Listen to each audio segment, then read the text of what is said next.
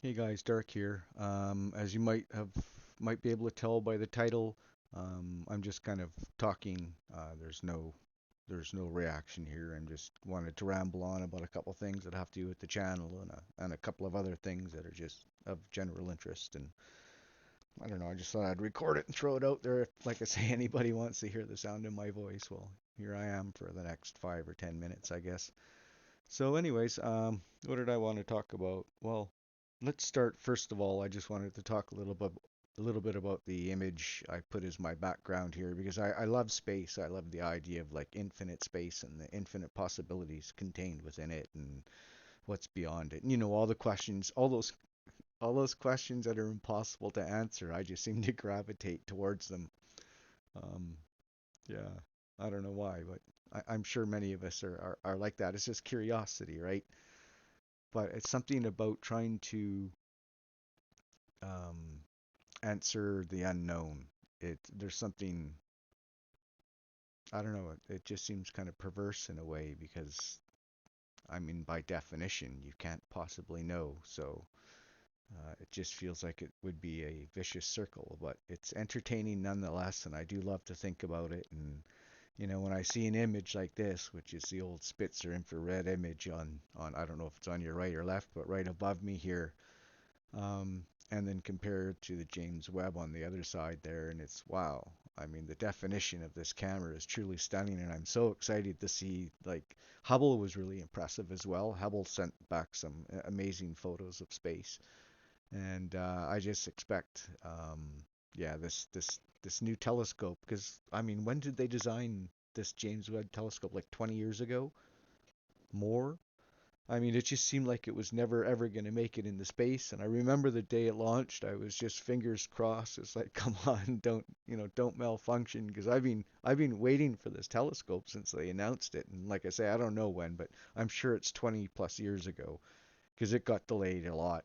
I mean, they're making like perfect, I believe, gold-plated mirrors, and it's made up of I don't know 28 or 32 or whatever of these mirrors, and they went into space and they have to bring it down to like near absolute zero to make the instruments run most effectively. And yeah, it's amazing, and I'm very excited because there's some more photos coming out, I guess, in July.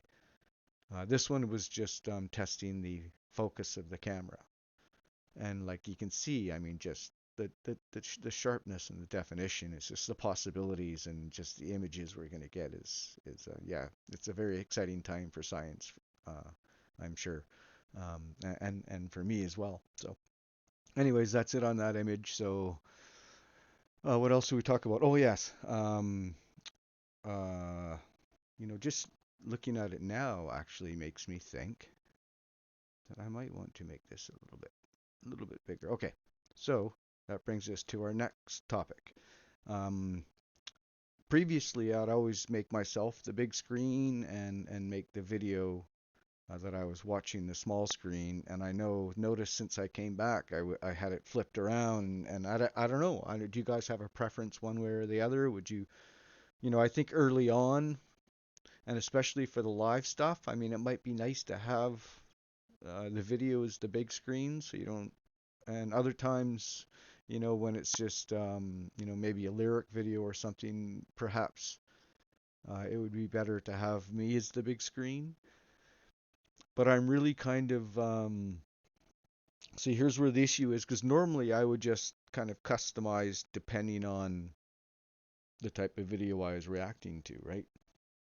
That would make sense. But I'm kind of strangely obsessive about these things. So I don't think I don't think I think I have to choose one way. And right now I'm leaning towards going back to me and the larger screen because that's just the way I had it all set up before. So, anyways, let me know if you have an opinion on that because that would help me solve a crisis in my head. And when I mean crisis, I don't, you know what I mean. You know what I mean. something I have to put some thought to, that I would rather just decide one way or the other. And so for right now, I lean towards bigger screen for me, but I'm very flexible. And if you guys like it, whether you can see the video on the big screen, I'm fine with that. It wouldn't be a hit to my ego. I would be okay being uh, the picture-in-picture to a Queen concert, right? I mean, the focus is the concert after all. We're all here for Queen, right? So, yes. So, let me know what you think about that. Um, Another thing, yeah, I thought about why I took so much time off, and I think I got kind of burnt out. I don't know, what do you guys think? Do you ever get burnt out? There's so many reactors out there, and I love all the songs they're reacting to, but I'm just right now, I just kind of want to listen to the the non-regular stuff, like that, not the usual grind that every reactor goes through. And I do, again, I love those videos, but I just want more reactors to do, yeah, just like the Dead on Times, or just something Seaside Rendezvous, or something just kind of offbeat a little bit, and something that not everybody else is doing. And it's just, I guess it's hard to do it. It just feels sometimes like it became a bit of a, like a factory, like a business cranking out these reactors, and some of them were very good. I quite enjoyed some of them, and I think that's what happened, is I just kind of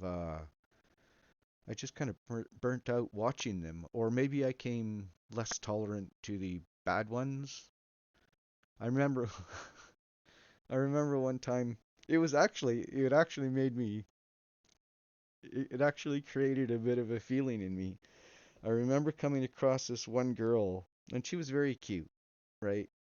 And I think I could probably do her whole reaction. It's just like, "Hi, I'm so and so. I'm reacting to, Queen, We Will Rock You." Okay, music plays, and she's like, moving a little bit, modestly animated, maybe modestly, probably very little actually. Gets to the end of the video, and she goes, "Well, thanks for watching. Bye bye." And that was it. That was her reaction, and she was up to like over 2,000 views, and I'm thinking, holy shit. I've been at this thing for a long time. I put a lot of videos up there, and yeah, my Queen videos certainly don't get 2,000 views. So I looked and I thought, well, maybe she's been grinding at it for a long time, right? So, you know, I clicked on her channel, and she had 6 total videos over a span of like 3 months, and I think 3 of them or 4 of them were makeup videos, and it's just like, oh dear. So that was a little bit discouraging, but that's not why I'm here. So I got over it really quick, and like I say, I don't get my ego hurt over little things like that. So I just thought it was a pretty funny story. But uh, which brings me to maybe what I want to do with my new channel. Um, the first thing, I guess, is trying to name it. I would like to keep something, in the dark theme, like a dark mind, or a dark place, or dark thoughts, or you know what I mean, something of that. But of course, the more choices I have, the more difficult it is for me to make any kind of decision based on that. So I think I have some really good ideas what I like to name it, but I think I would rather just have some fun with it. And when we get the live chats going, and the game shows going, I'll incorporate it into something like that, which I think I could probably turn it into a fun, similar kind of bracket game, where I can take, all maybe my favorite of the names for a channel that I decide on, and then let you guys kind of narrow that bracket down for me, and maybe help me name the channel. So, yeah, so what would the channel be about? This part's difficult because it really depends on, I guess, what I intend the channel to ultimately accomplish. Like, do I want it to be a big channel?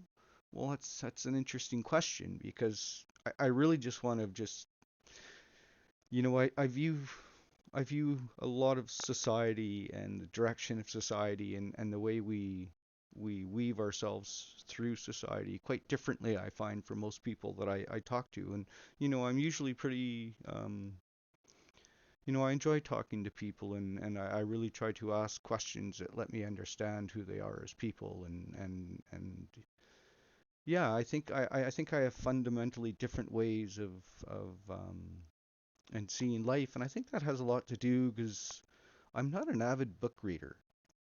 I mean, I've read books, but like for instance, philosophy. I mean, my friends love to talk about, philosophy and philosophers, and I don't generally, I don't. Usually not part of that conversation because not that it doesn't interest me, but I always feared that I wanted it was going to create a bias within my thought patterns, and I don't know if I can explain this correctly because I've never really thought about how to explain it. Um, when you read a philosopher and you agree with a lot of what he says, I think it creates within you a bias to begin looking at certain aspects of life through that particular lens. So whether it's Nietzsche or Freud or whoever, right? Whoever your favorite one is, um, yeah, you begin to, and I guess that makes sense, right? Because you're kind of agreeing that's kind of a philosophy in life. But I wanted to avoid that because I wanted to see it as pure as possible. And ever since I was a very young child, I've always been very inquisitive about these things. Is that the right word? Very curious about these kind of things.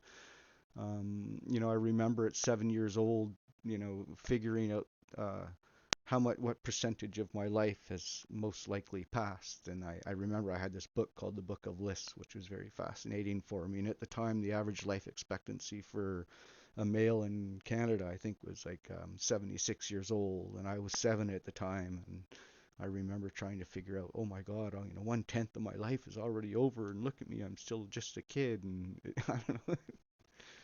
So yeah, I guess I've always thought that way. So I see things. So for instance, I decided at least a minimum I wanted to kind of focus my channel around happiness and how to achieve happiness. And this has always been something that I've kind of focused on myself because I've always had a very, very difficult time finding happiness and not just finding it, because finding happiness isn't relatively difficult. It's maintaining it and not having it get overwhelmed by other feelings or emotions or complications that are in your life. And before we know it, happiness is no longer a priority, at least not in our subconscious or our direct consciousness. So we have to find a way to truly understand what happiness is and where it comes from, because I think the only way we can find truly meaningful, long-lasting happiness is to kind of strip away all of those barriers and walls that we put up. And yeah, society's a large part of that, and relationships that we have with other people. And I kind of look at it, it's just kind of unfortunate that a child, for instance, could probably understand happiness, like a near newborn child could probably understand and have true happiness at that moment, and that might be the last moment that he's ever capable, or she, sorry, is ever truly capable of finding that true, deep happiness. Because I think, well, I don't know what age would it go to. It's really hard to say because every child's going to have a different life. But as soon as you feel the need to, as soon as ego, I guess that's it. Perhaps as soon as we discover what we might refer to as ego, that's the first layer that stops us from ever finding that meaningful um, happiness. Because once ego gets involved, that starts bringing in all those other emotions that go along with that. And that's when things get very complicated for the human soul. Once we start needing to build walls because of bad relationships, this is why childhood is so important. If a child comes up and he doesn't have the ability to communicate, um, it's his life is going to be um, definitely more difficult. He's going to have a harder time finding and discovering happiness and true meaningful relationships. I mean, Because if people can't communicate with others, they generally don't know how to communicate with themselves either. It's extremely easy for us to lie to ourselves, and I know that we probably don't want to admit that, but I mean sometimes we kind of have to, because it's a difficult world. There's pressures on us from different people. There's pressures on us for, political views. There's pressures on us for, workplaces and maintaining homes and yeah, life gets very complicated. So from a very young age, we start building these kind of walls around us to prevent us from really finding that meaningful, deep happiness. I had this conversation with a friend about happiness, and he is saying money can't buy happiness, and I understood what he meant by that, but that's not necessarily true. It really depends on what we're defining as happiness, because I mean, if I had money and I can go down to Disneyland for a few days, I love Disneyland. I love Disneyland. I mean, I would be happy. It doesn't mean that when I come home, I'm not going to go back to being, unhappy if I was unhappy or depressed. So money doesn't buy lasting happiness. It can buy happiness. So I certainly I certainly see both sides of that coin, but that's not really the type of happiness we're talking about, because yes, you can't truly buy meaningful happiness. Um, you can just supplement it. I mean, you can artificial sweetener it, right? You can throw, but I mean, rich people, not every rich person's happy, and I know people have sometimes a hard time understanding that. They think just because you're rich, all your problems are solved, and part of it's true. I mean, obviously, they don't have financial stresses and that a lot of us have that would add to that unhappiness. But there are other stresses that go along with it and other pressures that go along with having money too. It's strange. It's one of my fears. I would love to win a lottery. That's the way I'm gonna, if I'm ever going to be rich, it's going to be because of lottery, because I don't want to go out and work hard enough. I don't. I don't mind going out and doing my job, coming home and spending the rest of my time with my family. I don't want to be that high pressure male alpha out in the world cutting deals. That would be the furthest thing from happiness for me. So, yeah, so I just, I'd rather spend my time learning something new, or meeting somebody new, and yeah, just find meaningful ways of connecting with people, and hopefully leaving something positive in somebody's life, in hopes they pay it forward to the next person, and because I think the world's kind of in a bad place, and I guess that's kind of why I want to kind of focus my channel around happiness. So would I want a channel like that to be successful? Yeah, absolutely. I mean, that would mean that people are listening to the message, and they're appreciating what I have to say, and with that obviously would come a larger audience. But that's not, again, like my music channel, it's not the point of it. So I guess I need both to happen for, ultimately for it to be successful. I mean, I need people to be listening. So, if you think if you think the idea of that kind of channel just wouldn't have um, any kind of traction, again, let me know. Maybe I can always try something different. I just want to find ways of leaving an impression on the world, I guess, and how else to do it than something online, because it'll last longer than I will. I am going to die at some point. So who's going to spread that message then? So I'll put it out there in recording, and let people decide. So anyways, yeah, this is what I'm going to end up doing on this other channel, is probably just getting onto a subject and rambling on for 20 minutes. And as with my music channel, it won't be scripted. It'll just kind of be, you know, mind experiments, or quizzes, or whatever. Just ways to stimulate the thought process, and get people thinking that there's more to the world than kind of the world we're living in right now, which is just, it's getting very angry. Yeah, it's getting very angry, and if it's not pulled back soon, I think really, really negative consequences are going to come from that, and the kind of consequences that you know, a global type war would inflict, where there's a lot of misery. I mean, we're looking at the Ukraine getting flattened right now, for instance, and that's how quickly it can happen. All it takes is the wrong group of people getting in the power, and you never know. So we kind of got to stick together. So yeah, I hope you can support an idea like that and maybe even help spread it and if you agree with the message, of course, to kind of try to incorporate it into your everyday life because I think I do have ways and I'll get deeper into them. I do have ways of wading through those walls and those social structures and those expectations that weigh so heavily on us to try to separate those and keep an open pathway to that kind of inner happiness that we seek. Um, for me, and again, I'll get into it in a different video. I struggle with it because I have a thing with what I call, in its simplest form, bad luck. It's not what you might think when people, I know when talk to people about this and I mention bad luck, they already conjure up an image in their head. And I think I understand what that is, and I'll get into that later too. But to me, bad luck is just a series of probabilities. And um, a good example of that is, if you left your house in the morning and a bird pooped on your shoulder, that would be, that's bad luck.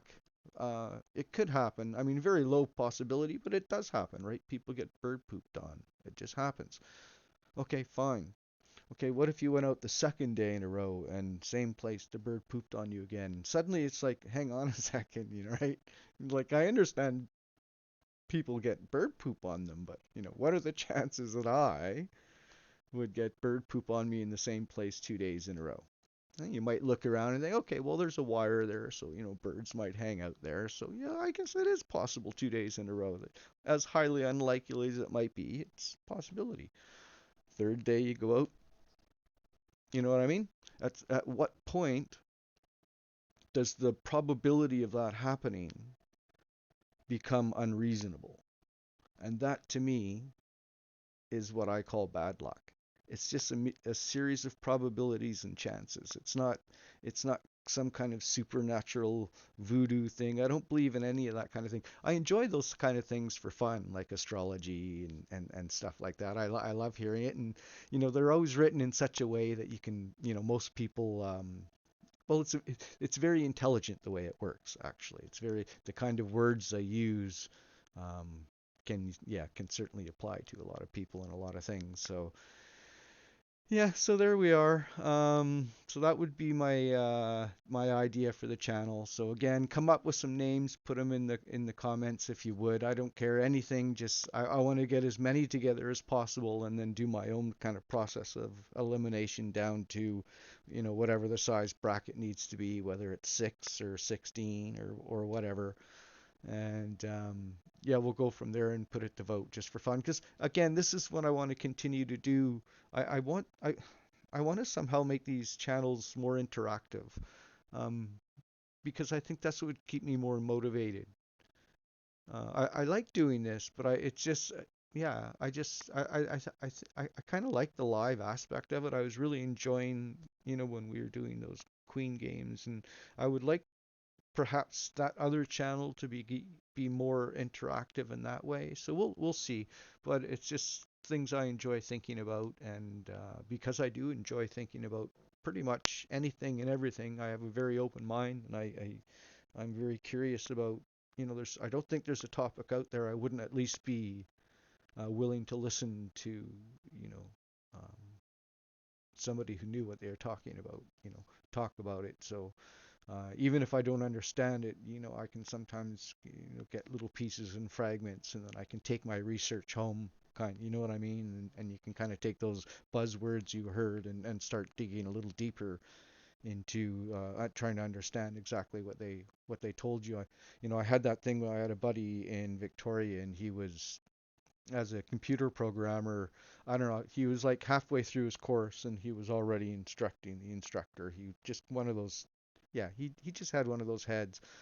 So, of course, he'd sit around with us, and none of us could understand a word he is saying, because he just spoke in computer language, and we're like, okay, that's we'd love to join you, but I guess we got to talk, whatever. So, but it would encourage me to, go home and get onto the internet, which I just love for research. You just have to be very careful, of course.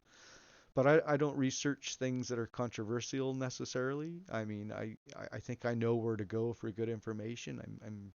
And I think it is a skill. I think there are people out there. I mean, I certainly know people who can't seem to use a search engine very well, and it puzzles me because it seems pretty straightforward, but I guess perhaps it's not. I mean, if you're looking for specific, detailed information, most of the time you're looking for research articles and that as opposed to opinion pieces.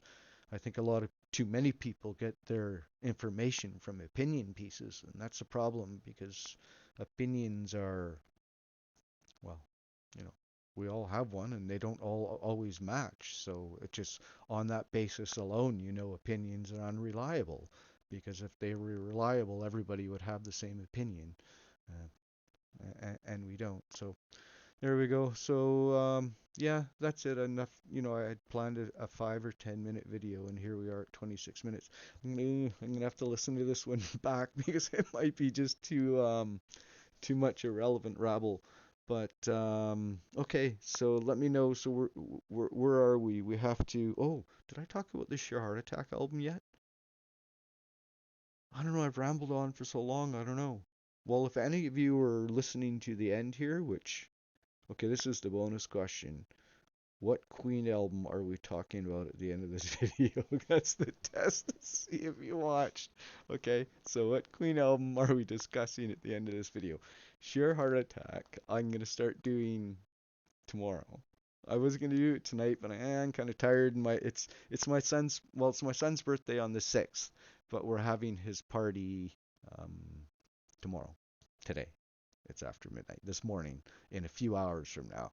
So before I did the sheer heart attack video, I thought it would take me a little longer than this one. Like I said, I thought this would be a 5 or 10 minute video. Oh boy. Okay, so sheer heart attack. I'll start tomorrow. We'll do the album introduction video. I'll show off my album, talk a little bit about the album, and so on and so forth. And then, depending on my motivation, we might get into a song or two. But for now, we've got this one. Thank you if you listen to the end here. Um, Help me out as best you can. I'm serious. It's decisions are very difficult for me. I love choice. The more choice the better. But unfortunately, the more choice makes my decision um, it's funny, people struggle with things in different ways. There are certain things that I come so naturally to me that I don't understand why people struggle. And then here I am struggling over almost every decision where there's more than two choices. Even two choices. I mean, even one choice sometimes, because then you wonder why there's only one choice. And that makes it difficult, but we ramble on. Okay, till next time, guys. Take care. Ciao. Oh, didn't stop.